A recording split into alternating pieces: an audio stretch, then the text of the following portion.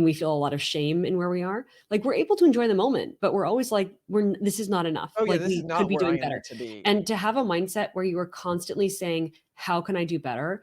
A lot of people would say that that's toxic and it's bad for your mental health. Whereas we've actually found that it's great and it contributes significantly to our productiveness, because when people instead are saying, I'm enough, it's just enough, that's always an excuse to do less and not more. More than that, I genuinely believe the world is beginning to collapse around us.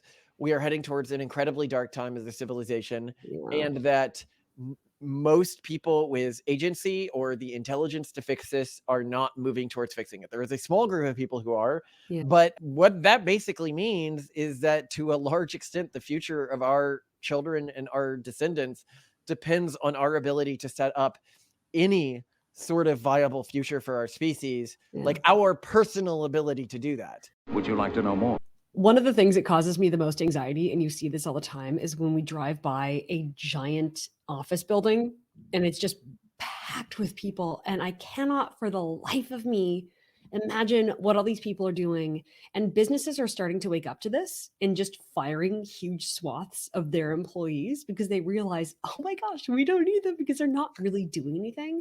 And we've met people too who are like, yeah, I don't do anything in my job. Like they haven't realized it. To pull on what she's saying here, when she looks at like a giant office building, she's like, almost any company in the world can be run by like 100 people. So why is there a building with thousands of people? Mhm. Honestly, I think most companies in the world could easily be run by a Well, team of 30 to 40 people. with the exception, like imagine, hospitals, those, that in-person staff you need to have. Oh, no. So this is different. She's talking about office buildings. Yeah, like This is Samsung different from buildings, like, Amazon buildings, et cetera, et cetera, et cetera. And I think the thing is that a philosophy we have, a realization we've made, is that the vast majority of people, and this is both from seeing how organizations are run, but also just observing our friends, our family, colleagues, et cetera, do extremely little. And then we know a couple, like a handful of people who are very similar to us, who are just insanely productive. but And let's what's going pull on on there? this. So and this is an episode that we are doing right before we're going to be in front of 4 million New Zealanders on their one of their major TV shows. So we are exercising time management right now because we had to set up all this equipment anyway. But it was a topic that was spurred to us by an audience member who was like, how do you guys have time to like watch anime and, as another recent video did, like read up on random fictional lore and all of that while also staying as educated as you are and raising as many kids as you're raising and running a company, oh, and starting that school, oh, and you do a podcast daily. I am surprised by us not getting more compliments for that, because even I am a little impressed that we do 30 to 45 minutes every weekday and we keep things pretty fresh. I mean, there's other YouTubers out there who, they'll do the same topics again and again and again, which is fairly easy to do. Whereas I really try to make an effort to never tread the exact same ground twice, but to have a few like themes that we're on the skirts of. But how do we do this, right? Like, this is actually, I think, an interesting question. There's a few ways that we do it, right? Mm. And I'm going to go through them. The first is just be incredibly intentional about how you are structuring your time. Here is an example. We have published 5 books. After we published the first book, all the other books we published in pairs of 2, where we would publish 2 books at a time. A lot of people can say, why would you do that? Why are you publishing 2 books at a time? And the answer is because it saves a lot of time to do. Hmm. It allows us to go out there and do the editing process for both books at the same time, while also saving money because we're buying a bulk discount on editing, on cover design, on ad campaigns, on promotion tours. And it allows us to, at every year, create 2 of what I consider really high quality books. Now, we stopped making books in favor of the podcast for a while. We might go back to books eventually, but that's another thing with the books that has been incredibly helpful, is we could choose to do the Vane thing, which is go through a traditional publisher, but that adds a whole bunch of steps, which can add like literally a year to the publication timeline, of finding a, what's the word, a publicist, then having the Yeah, going publicist. through the traditional bureaucratic process. Yeah, and people are like, "Why wouldn't you do that?" Well, 1, we can sell the books for cheaper if we don't do that. 2, we can have all the money go to our nonprofit foundation. And 3, it's much, much faster if what we are aiming for is reach and not personal vanity. Mm. So, and that's how we topped the Wall Street Journal bestseller list was one of our books this year. Well, the nonfiction bestseller list.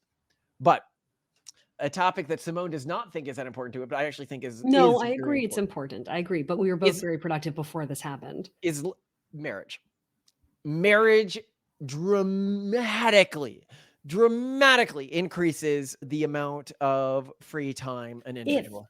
if you work together. And here's the thing, I think many people, even some of the most productive people in the entire world, believe that relationships and marriage are actually a net drain on time.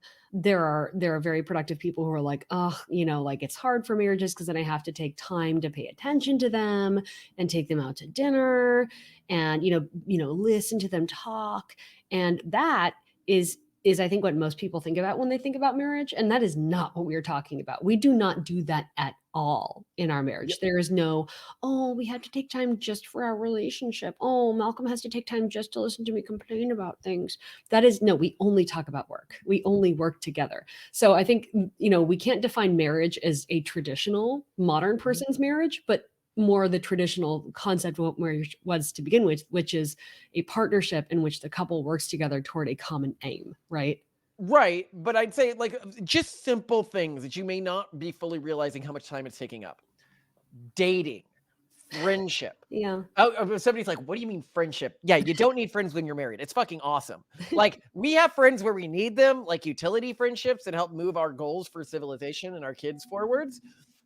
But in terms of, like, personal indulgence friends that I have just so I'm not lonely, they become dramatically less, useful when you have a mentally stimulating partner that you're having. Like, I know all of the most mentally stimulating conversations I'm gonna have over any course of time are almost always going to be with my own wife. Oh, And that being the case, then I don't need to go out and source that anymore, which removes one of the primary reasons I would have historically socialized. you're also really lucky in that your brother is one of the most intellectually incredible people we've ever met, and, like, Yeah. conversations with him are amazing too. Well, Um, but I hold on. We're gonna talk about my brother in just a second because I think there's another thing we can take away from Oh, him. interesting, But okay. also, it takes away the need for sex with strangers. You don't need to, like, this is such a time sink if you're a young guy. Sourcing sex, all of that, it's this huge, huge waste of time. And you don't really realize how much time you've wasted on it until you Mm. freed yourself from it. Even And if then you're you're like, paying for it. So I don't even think, like, the MGTOW, "I'll just pay for sex when I need it" solution is that easy because you still have to source it, you have to vet it, you have to book the time, you have to go yeah. and meet them somewhere. Ugh. When if you're not doing that, I mean, think about all the ancillary things tied to those pursuits, like Mm, working out more than you actually need to achieve your mm, goals, stuff like mm. that, like indolent wastes of time that end up being utilized for this, but that then can end up or hobbies that you pursue. Like, I remember I wanted to learn music at one point because I thought it would get me laid because I was All told for as a chicks, young person, okay. how many people learn a skill just to get laid, right? Mm. A lot. Like, sex isn't just a time waste in and of itself. Like, once you know you no longer need to pursue that, you get all of this time freed up. But something I wanted to pull on was my brother, Can right? I Because can I add one point about marriage that's really yeah, important? Is it minimizes dependence on bureaucracy to a great extent. And this could also work if you, for example, work with family. But I think, and by bureaucracy, I mean a lot of the office theater and meetings and coordination and communication that has to take place when you're working with a team of people or working within a larger, like churning machine. Like when you work within a company, then everyone has to meet to get on the same page and everyone has to, socialize ideas and because we work together and we are ideologically aligned, you don't have to invest time in making sure that I'm on board or making sure that I feel, like we're aligned or socializing ideas with me or anything like that. It's just very, very efficient. Both of us are on the same page from the get-go. And I can't emphasize how much time that saves as well. burdened with new friends and tormented by the bounty hunter chains. so speaking of my brother, because this is Mm. really interesting. I think people could see us and be like, you guys are holistically unique in how productive you're able to be, but still consume as much pop media as you do. Au contraire. Au contraire, yeah. Simone, like, what is my brother's like number one character trait? He's like a dictionary for quotes and references and like constantly making them, and I absolutely love it. Yeah, But I just had lunch with him today, huh, and he added in an int quote that I didn't even know, and he gave me this look. It was something like, with the trees we're talking not about. too hasty. Yeah, he's like, "I don't read books because, I read very slowly, so I only read when somebody has something to say." And then he related it to this int quote, and I didn't know what he was talking about, and I got a mean scowl from him. "How do you not know your Tolkien quotes, off the top of your head?" Yeah. Which I loved, but what it showed to me and what it reminded me is that there are people who are even more productive than us potentially and know even more random pop culture than us. And Um, Malcolm is saying this because Malcolm's brother and his wife are a power couple that works together, that coordinates incredibly closely, and that achieves insane amounts of things. yeah, So we are not an isolated case. They actually met before we did. They met in college. I And introduced him. yeah, yeah, well done, Malcolm. And I think it cannot be understated just how powerful this has been in both our success and their success. Yeah. Well, and so and now I'm gonna give you the biggest secret of all of the secrets. Okay. Hmm. So well, first I'll tell you what it's definitely not. It's not scheduling. Scheduling is useful. So if you look at my wife's schedule, which I'm gonna post on the screen here for one random I week. need to approve that first because Yeah, I you put a you lot. will get to approve it, but she literally schedules every single minute of her time. Every minute. It is wild, but I would say I'm almost as efficient as you, and I schedule almost nothing. Yeah, no, so schedules are only helpful for those who want to have a schedule, and they are not at all correlated with actual productivity. I know people who are very close to me who schedule just as much as I do, and they get nothing done. So there you Yeah. go. So let's talk about the actual key to all of this. Mm. And it is that you will get done the work that you have set out for yourself. It is just that simple. Ah, yes, If yes. you take on a lot of work and you believe you can do it, so long as you are gradually increasing the amount of work that you're taking on, you will find a way to complete it all. Right, Um, and this was inspired to a great extent by the research that found that when you give people a certain number of weeks, be it 2 weeks or 12 weeks for a discrete task, people will take exactly the number of weeks allotted. So, based on that, our theory was, okay, then we're going to keep taking things on and keep fitting stuff in until literally we can no longer continue to complete things, because once we've reached that level, then we know we're actually at capacity. Whenever I Um have a free morning, like if I ever have an actual free morning, I then say, "Okay, time to start a new major project." Yeah, yeah, you have And you're excess always going to capacity. get free mornings. You see, this is the key thing with any project, whether it's building out the school or these podcast recordings or something like that. Mhm. There's always periods of waits. There's always periods of, okay, I have given this task to somebody else and I'm waiting for it to come back to me. Mhm. And these periods are when you get the time to begin to overlap these projects with each other to get an enormous amount of productivity out of the way. Mm. And here I will give the two one of the biggest productivity gains you're going to likely have in terms of its intention, and one of the biggest productivity losses you're likely going to have. Okay. The biggest or one of the biggest productivity gains an individual can have, and one of the biggest virtues an individual can have in terms of productivity, is laziness. If you are, I'd call it ambitious laziness, And this is not how or I work, by the way. This is just one way to insane productivity. yes, it's my strategy for insane productivity, which And is we've very seen different this in other from yours. employees in a way that's extremely impressive. So, I always look for, well, you can describe it in me. You probably can describe it better than I can. well, it's I when I describe this in people, I use the virtue coined by the Church of the Subgenius, referred to as slack, which basically means like achieving a lot without doing pretty much anything. So, like the more slack you have, the more you're getting done without any effort. And the key to this that I've observed as a not lazy person to a fault is that lazy people who are also very clever will find ways to make all of their action more efficient and more efficacious to avoid more work. So for example, we hired one person who was who preferred to be lazy in our business. And this actually caused some trouble because he would get all his work done so quickly, and we gave him more work than anyone else in our business. I'm not kidding you.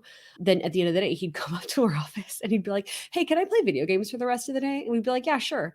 And then like, other people in the office would come to us and be like, "Hey, so and so's playing video games. That's not okay." And we're like, "Actually, he just completed like 5 times as much work as you did, so he's totally fine in doing that and get back to work." And that's the thing, is he found ways to automate his work. He found ways to scale his work. He found ways to, every time we gave him more, he found ways to eliminate it and get more Yeah, free so you time. give him some big amount of work and then he'd build a program to automate it. Or Yes. you give me some amount of work and I outsource it on Upwork. I'm like, fuck it, Yes. I can outsource this. I know how much and there's always a path to do this typically, Yeah. but it requires a It requires level of laziness. self-agency combined with this laziness. Yeah. I don't want to do this, and I believe I can figure out how to get something to do this for me for an Yeah. extremely low cost. Yeah. Whether it's somebody in a developing country or a program that I created. And so this is this form of work that allows for incredible productivity.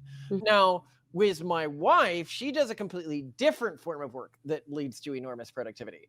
This form of work is to just literally never take breaks. Yeah. Just She brute force everything. so when I say never take breaks, if you are somebody like my wife, this may seem unremarkable, but she is able to literally work from, you know, when she 5:30 starts a.m. working like 9 a.m. until the end of the day. 5:30. Come on, 5:30 a.m. I Well, you start wake up at early. 5:30, yeah, and then we take the break to do the kids. So 5:30 a.m. to 5:30 p.m., right? So that's when she's working between.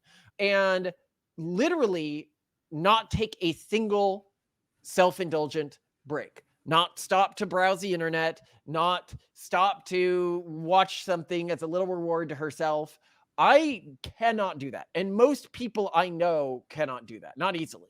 I mean, I'm sure I could if I really pushed myself to, but it's just my sin, right? I don't do that. It's just how you work, and I work differently, and that's But the it difference. allows for enormous brute force productivity. But what's really Mhm. interesting is the types of jobs that most of us are good at have very little overlap because of these two styles of Yeah, work. he's good at clever work and I'm good at dumb work, which is very convenient because every business, every individual has to do a mixture of dumb and clever work, but because we work together as a couple, he does all the clever work and I do all the dumb work and we both get it all done. Yeah. Yeah. So anyway, hold on. I what was it? Where was I going? Oh, yes. But then there's another thing that can really eat at a person's. Oh, I was saying the positive and the negative thing. So the positive thing is laziness. The negative thing is socialization, Oh. friendliness. Mm. Nothing destroys our work schedule like an event. Ugh. Or yeah, or travel or events. Yeah. Us having to do a party, us having to do anything like that really slows us down. The extent to which you are losing productive hours through interaction with other humans almost cannot be overstated. Because it's not just the event itself. It's getting there, it's getting back, it's coordinating with everyone. It's It's the follow-up choices, emails. it's the follow-up. It's yeah, there's so much that goes into it. Well, and it's you getting fried. So, if you go out to a party one night, at least if you're like us, you're likely to be unproductive the next day. And one of the ways that we are able to be as productive as we are able to be is Mm. because we really, really focus on understanding our bodies and our brains, and we build work schedules that work for them. Yeah, As for many, example, you wake up every morning at 2:30 a.m. or 2 a.m., Mhm. and then you work until maybe 5 or 6 a.m., take a very short nap before we get our kids up, and then, take your second work session.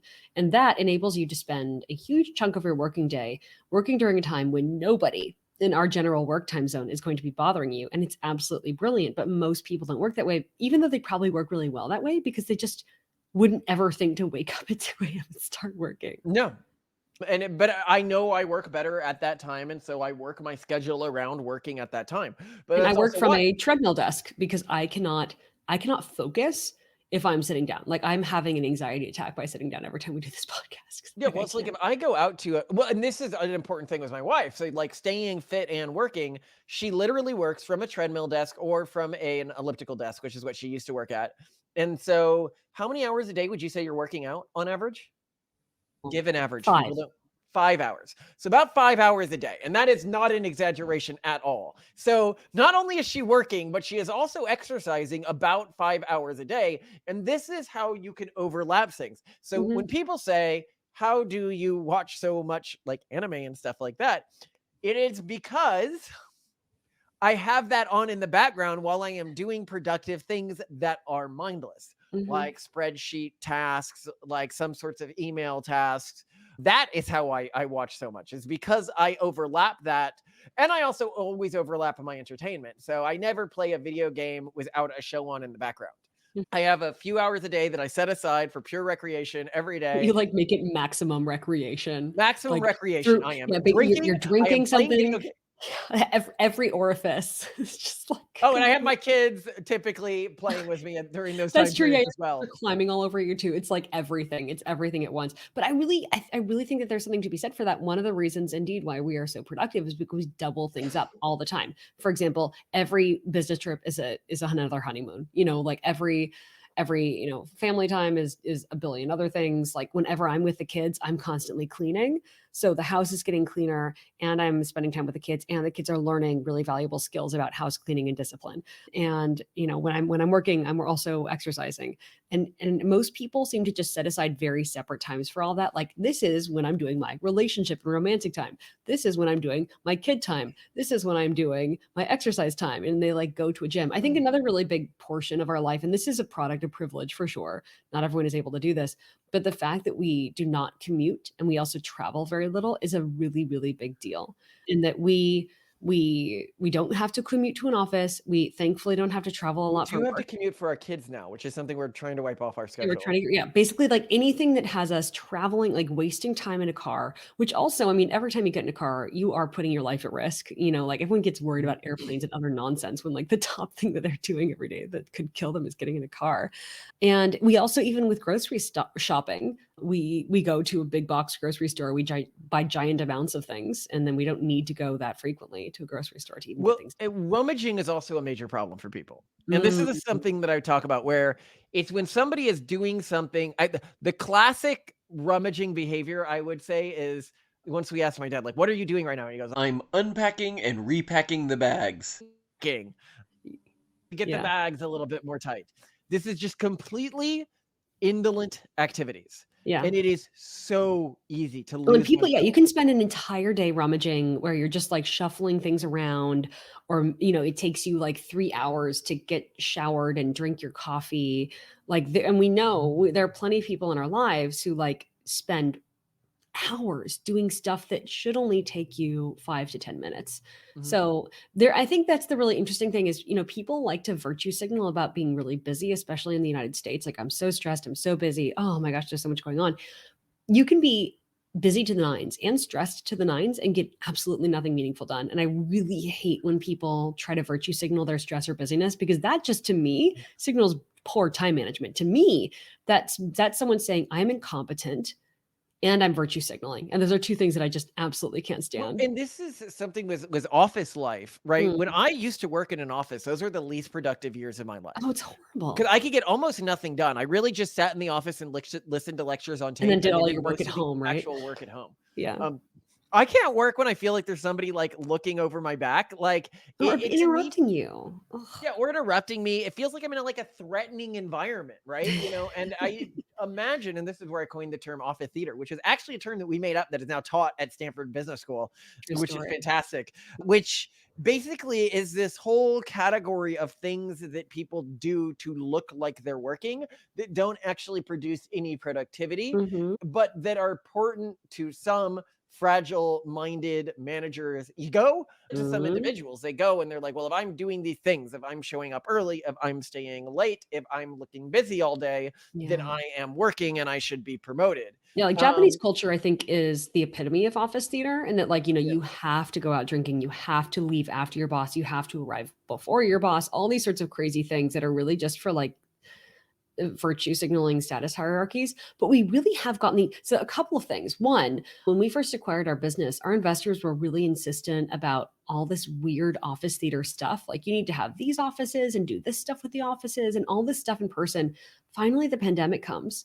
we drop our offices immediately because we're not idiots, and productivity skyrockets. And that was finally like that took a literal pandemic. The world was falling apart for us to have a chance to even make a pitch to our investors that offices are not an efficient thing from a money standpoint or from a human capital standpoint. And though we also point out that like basically remote work and self-directed work only works for A players. If you're a B or C player, like, you're not going to have really good employees. So I understand if you have really mediocre employees, you kind of need to crack a whip, but why hire mediocre employees when you now have AI? Well, and there's other types of systems you can use to oversee really employees, like Yes. redundancy in emails. Like one of every 10 emails gets read by another employee and they get Mhm. punished for this.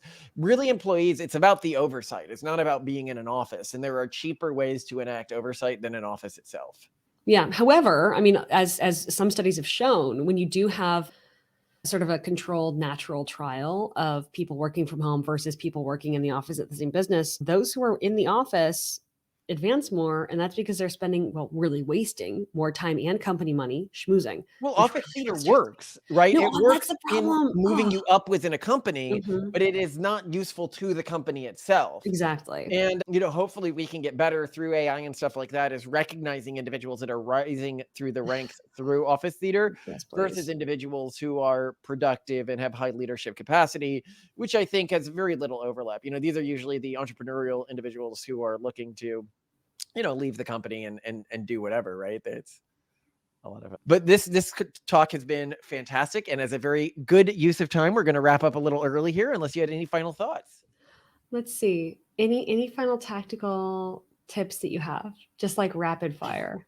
Well, I mean, focus on doing different types of work at different stages of your life. When you are Mm. young, you are going to be at a stage of your life where you're doing a lot of rote work, like office work, manual labor, stuff like that. Mhm. Use that time to listen to lectures upon lectures upon lectures. Get them Yes. on like Wondrium or something like Yes. that. That is when I did that. Another thing is, while there are many things that I think it's worth it to outsource, the one thing that I think a man should never really outsource is manual labor around the house. I Mm. think performing a certain amount of manual labor every week, whether it's, whatever it is, mowing the lawn, Cleaning, anything like gardening, that, cutting, gardening, stuff like this, I think is really important just for sort of mental health. especially Uh, if you have kids. Your kids need to see that their parents do that because otherwise they're gonna be like, "That's a task for other people." And they're yeah. not gonna like, they're gonna see themselves as above it, which is really toxic. Yeah, we have a belief in terms of fixing things in our house where we hire somebody to fix something once, but I have watch them fix it so I understand how they fixed it so that I can fix it again. And that has saved us so much money. Just that policy of data has to sit and watch whoever the repairman is and have them explain to me how they fixed it. Because usually with this stuff, it's not that hard, and then you learn the skill and then you move forwards. Anyway, love you to death, Simone. I love you too. You were gonna say something. What were they? Well, I would say it's also really like people say that it's really toxic, that you're just enough or like you should be satisfied with where you are. And I think that one thing that does make us really productive is we are deeply uncomfortable with where we are and that we always feel like we're behind and we feel a lot of shame in where we are. Like we're able to enjoy the moment, but we're always like this is not enough. Oh yeah, Like this is we could not be where I doing am better. meant to be. And to have a mindset where you are constantly saying, how can I do better? A lot of people would say that that's toxic and it's bad for your mental health. Whereas we've actually found that it's great and it contributes significantly to our productiveness because when people instead are saying, I'm enough, it's just enough, that's always an excuse to do less and not more. Well, I mean, I really genuinely think the world, I mean, more than that, I genuinely believe the world is sort of beginning to collapse around us. We are heading towards an incredibly dark time as a civilization, Yeah. and that most people with agency or the intelligence to fix this are not moving towards fixing it. There is a small group of people who are, Yeah. but what that basically means is that to a large extent, the future of our children and our descendants depends on our ability to set up any sort of viable future for our species, Yeah. like our personal ability to do that. Well, and the future depends on those for whom the world is not good enough and for whom their identities themselves, they're not good enough. And, if you can choose to not matter, and that's fine. We're not asking everyone to matter, but we just believe that the future is going to be built by those who are dissatisfied and who choose to change the world as a result. All right. This has been fantastic. We got to hop on that New Zealand interview. Love you, gorgeous. Love you too.